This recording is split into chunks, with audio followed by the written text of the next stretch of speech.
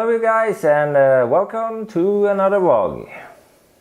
Since it still looks like this outside my doorstep, I'm stuck on my indoor trainer, and I thought I would share some of my training sessions with you, short small analysis, and I hope you find some interest in these FTP builder training program sessions on Zwift.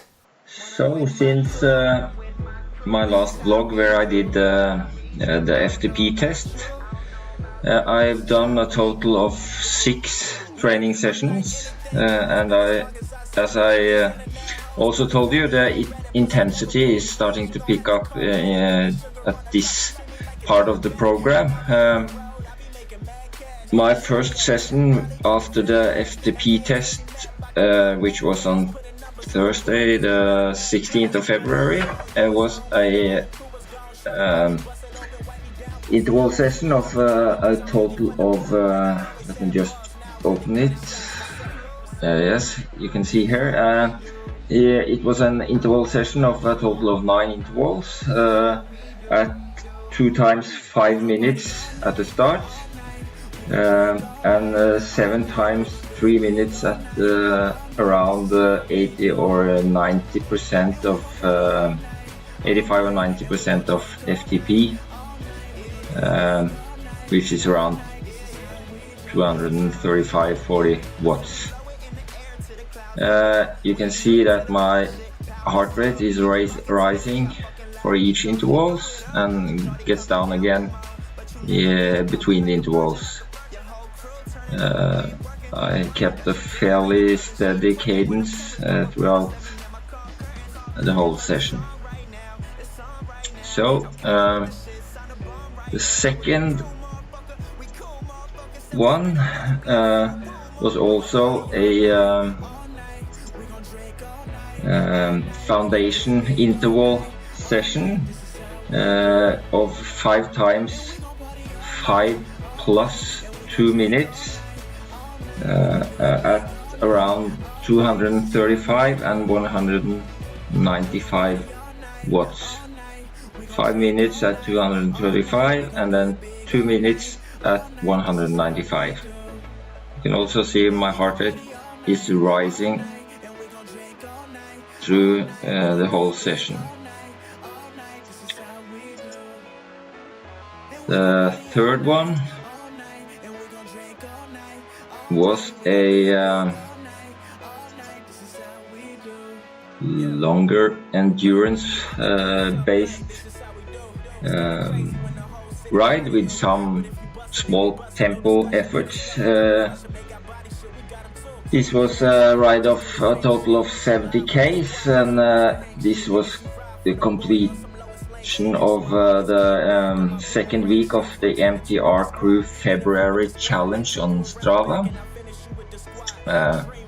Fairly steady effort, as you can see, both on the watts and the power ratings, and as far as heart rate is concerned.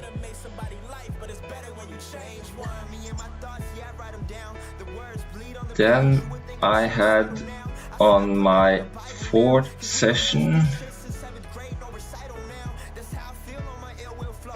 I had another threshold interval session of 2 efforts of 12 minutes and 4 minutes, 4 efforts of 5 minutes.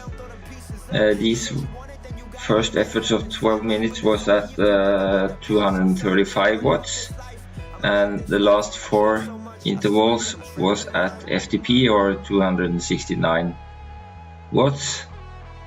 The heart rate is, as you can see, rising through each interval session all the way through. And the 5th session, just have to wait for the computer to start up here. The fifth session was another long endurance ride, tempo ride of 2.5 hours for 85 Ks. And this was the completion of the third week of the MTR Crew February Challenge on Strava.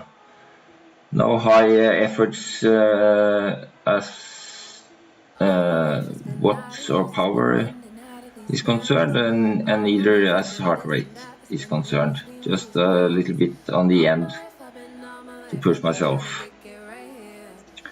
And finally, the sixth session, which I did yesterday on Sunday, 26th of February. This was another interval session. Two longer efforts in the beginning of 5 minutes at 242 watts, and then 3 times 6 efforts of 30 seconds at FTP level at 269 watts. So quite short efforts, sprint-like efforts, but the effort is not that high, it's not that sprint effort. But as you can see, the heart rate is rising through the intervals and also the shorter ones, and the rest heart rate do not get that low between the shorter sessions. So that was my training session since last time. I hope you find some interest in those. I'll give you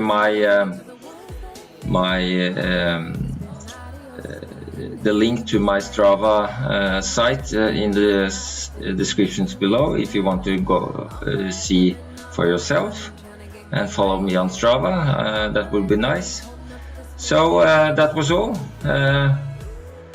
Another week gone by, and there's going to be a lot more interval based sessions in the coming weeks, I guess. So, as many of you have probably seen, I have been using my high profile carbon fiber wheels on my indoor trainer, which is quite a overkill. I just haven't got to swap them out yet. These are, as I said, my racing wheels. They are clincher types, and then they are from a Norwegian brand. They are really light, under 1500 grams, I believe. It's a carbon fiber rim and a carbon fiber hub, and there's only one slight problem, if you can call it a problem. If you can see, I don't know if the camera is able to focus, but the nipples are inside of the rims, which means that you have to take the tire off to pull the you have to pull the tire off to do some adjustments on your nipples if your spokes are getting loose. It's not a major problem, but roadside it would be a hassle to have to remove the tire before any adjustments. So far they are straight. I have used them since last summer. I'm going to deliver them to my bike builder next week and get them to go over the spokes and the tension and make sure that is all okay.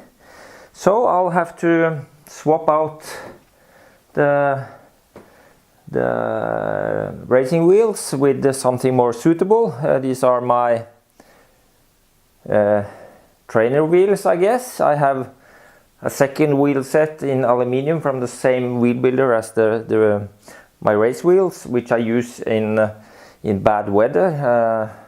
because of the braking surfaces, and when I don't want to damage my racing wheels. These are quite heavy, so I mostly use those on my indoor trainer. So then I'll have to swap them out.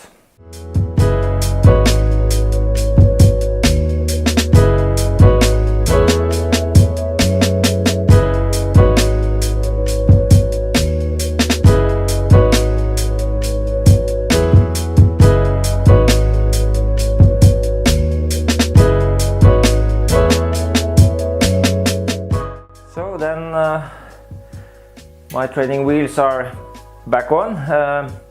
Another thing that is important to not to neglect while using your bike indoors, even though the bikes are in a dry environment and no mud or water splashes on it, it's important to keep it clean, because at least I do tend to sweat a lot, so you have sweat coming down into your headset and even down in your bottom bracket area, maybe also in the seat clamp. So you have to take apart the headset and the crankset and re-lube it with the grease a couple of times during your indoor trainer season.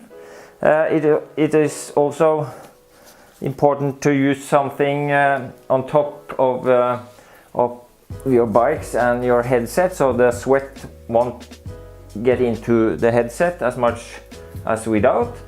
I also have a towel when I'm riding to dry off myself and to keep the moisture away from the handlebars and stuff, because I have seen on YouTube salty sweat underneath the handlebar tape have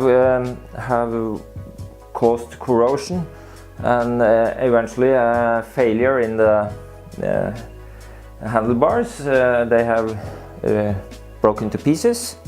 So that's a good